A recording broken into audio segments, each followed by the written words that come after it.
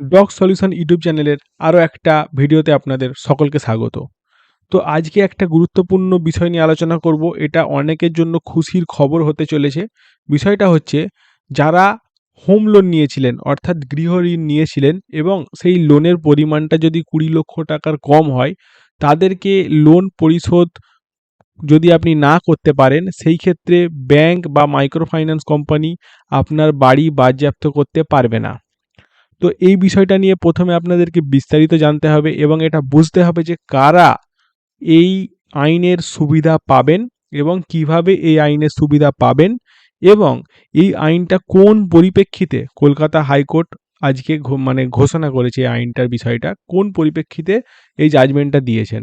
তো প্রথমে আমরা এই বিষয়গুলোকে ক্লিয়ার করব এবং ভিডিও শেষে আপনারা এটা জানতে পারবেন যে কিভাবে কারা এই আইনের থেকে সুবিধা পেতে চলেছেন।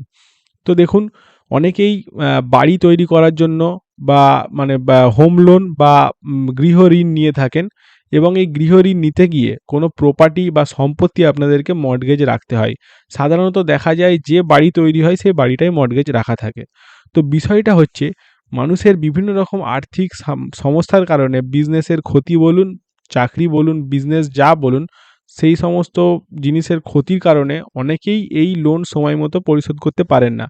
তো পরিশোধ করতে না পারার ফলে এই ব্যাংক এবং মাইক্রো ফাইন্যান্স কোম্পানিগুলো নানা রকমভাবে নোটিশ পাঠিয়ে আপনাদেরকে চাপ সৃষ্টি করে, বাড়ি নিলামে তোলার হুমকি দেয় এবং সারফেসি আইনকে ব্যবহার করে।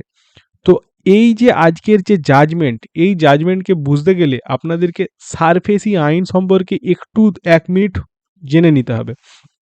তো আমি খুব ছোট্ট করে বলে দিচ্ছি, এটা যদি আপনারা না বোঝেন, তাহলে এই আইনটা বা এই জাজমেন্টটা কাদের উপরে প্রয়োগ করা হয়েছে বা কারা এটা থেকে উপকৃত হবেন সেটা আপনারা বুঝতে পারবেন না। তো সারফেসি আইন 2002 সালের একটা আইন।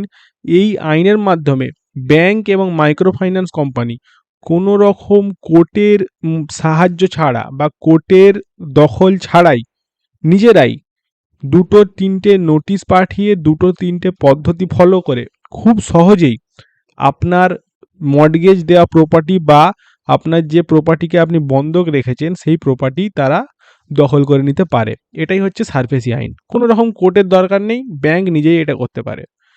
তো এইটা নিয়েই আজকের এই জাজমেন্ট। তো এই জাজমেন্টের প্রথম প্রেক্ষাপটটা আমি আপনাদেরকে বলছি, ভিডিও শেষ হতে হতে আপনারা পুরো বিষয়টা ক্লিয়ার হয়ে যাবে। প্রেক্ষাপটটা হচ্ছে এটা, গোলাম সাব্বির বলে একজন ব্যক্তি 13 লক্ষ টাকা একটা হোম লোন নিয়েছিলেন, এবং সেই লোনটা কোথা থেকে নিয়েছিলেন? এইচএফসি থেকে। এইচএফসি মানে কি? এইচএফসি হচ্ছে একটা হাউজিং ফাইন্যান্স কর্পোরেশন।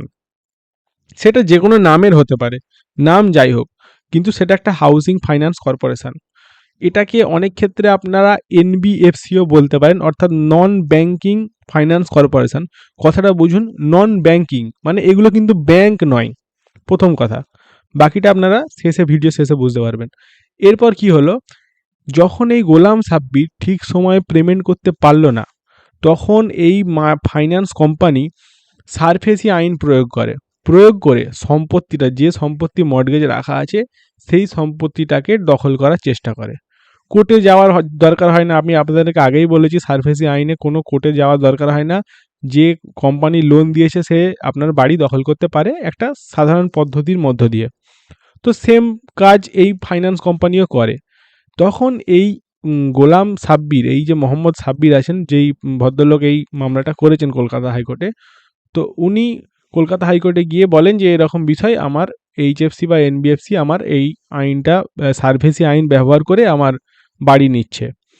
তো এর ফলে কি হয়, কোর্ট মানে বিষয়টা থেকে একটা রায় দেয় যে এই এইচএফসি বা এনবিএফসি যেগুলো আছে, এরা 20 লক্ষ টাকার কমে যে সমস্ত লোন নিয়ে বা মর্টগেজ লোন নিয়ে যারা বাড়ি তৈরি করেছেন বা বাড়ি কিনেছেন বা কোনো প্রপার্টি মর্টগেজ রেখেছেন 20 লক্ষ টাকার কম লোনের, তারা সারফেসি আইনকে ব্যবহার করতে পারবেন না। ভালো করে বুঝুন, তারা সারফেসি আইনকে ব্যবহার করে আপনার বাড়ি বাজেয়াপ্ত করতে পারবে না। তাহলে আদালতের নির্দেশটা কি? যে কোনো non banking micro finance corporation, অর্থাৎ যেগুলো ব্যাংকের মধ্যে ইনক্লুডেড না, অর্থাৎ ব্যাংক নয় এরকম সংস্থা। আপনারা জানেন এরকম অনেক সংস্থা আছে যেগুলোর শেষে ফাইন্যান্সিয়াল সার্ভিসেস, অমোক ফিনক্রপ, অমোক লিমিটেড, আমি নাম নিচ্ছি না, নাম নেওয়াটা ঠিক হবে না। তো এই সমস্ত জিনিসগুলো আপনারা মার্কেটে অনেক আছে, বিভিন্ন রকম ফাইন্যান্স কর্পোরেশন, ঠিক আছে, তারা এই সমস্ত লোন প্রোভাইড করে।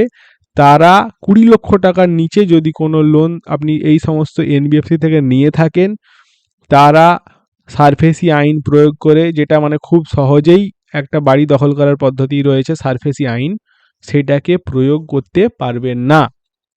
অর্থাৎ এই সংস্থাগুলোকে যদি বাড়ি বা প্রপার্টি দখল করতে হয়, তাদেরকে কোর্টে সিভিল স্যুটের মাধ্যমে একটা লম্বা আইনি প্রসিডিওর ফলো করার পরে গিয়ে আপনার বাড়ি তারা নিতে পারবে, খুব সহজে সারফেসির মাধ্যমে নিতে পারবে না। তাহলে ভিডিও শেষে আমরা চলে এসেছি প্রায়।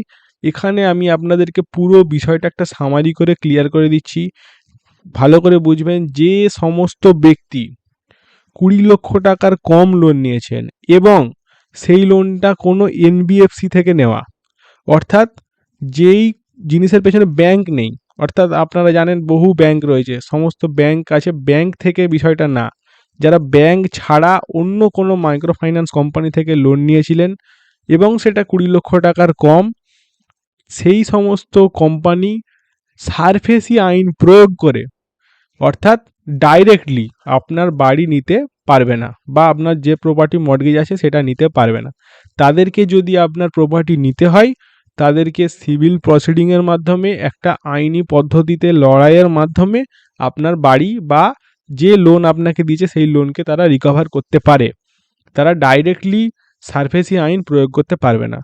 যারা ব্যাংক থেকে লোন নিয়েছেন, অর্থাৎ অ্যাক্সিস ব্যাংক, এসবিআই ব্যাংক, আপনারা জানেন যত সমস্ত ব্যাংক রয়েছে, ব্যাংক থেকে যারা লোন নিয়েছেন তারা কিন্তু সারফেসি আইনের আওতায় থাকছেন। ব্যাংক কিন্তু সারফেসি আইন প্রয়োগ করে যেভাবে আগে আপনার প্রপার্টি নিতে পারত, সেইভাবে এখনও নিতে পারবে। অর্থাৎ এই রায়ের মাধ্যমে উপকৃত হবেন শুধুমাত্র তারা যারা এনবিএফসি থেকে বা non banking micro finance corporation বা এই সমস্ত কর্পোরেশন যেগুলো রয়েছে, নাম আমি নিচ্ছি না, ওই সমস্ত কর্পোরেশন থেকে বা ফাইন্যান্সিয়াল সার্ভিসেস থেকে যারা লোন নিয়েছিলেন, তারা নিশ্চিন্তে কিছুদিন থাকতে পারেন, কারণ তাদের থেকে ডাইরেক্টলি সারফেসি আইন প্রয়োগ করে খুব সহজেই আপনার বাড়ি কিন্তু বা আপনার মর্টগেজ দেওয়া প্রপার্টি কিন্তু কেউ নিতে পারবে না। নিতে গেলে তাদেরকে একটা লম্বা আইনি পদ্ধতির মধ্য দিয়ে যেতে হবে। তো কলকাতা হাইকোর্টের এই রায় থেকে যারা যারা উপকৃত হলেন, তারা আমার এই কমেন্ট করে আমাদেরকে জানাবেন, এবং কোনো রকম সমস্যা থাকলে আপনারা অবশ্যই অভিজ্ঞ আইনজীবীর সাহায্য নিন এবং সময়ের সদ্ব্যবহার করুন এবং আইনকে সঠিকভাবে প্রয়োগ এবং জানুন। ভিডিওটা ভালো লেগে থাকলে অবশ্যই লাইক এবং শেয়ার করুন এবং সাবস্ক্রাইব করতে ভুলবেন না। ভিডিওটা শেষ পর্যন্ত দেখার জন্য আপনাদের সকলকে অসংখ্য ধন্যবাদ। জয় হিন্দ, জয় ভারত।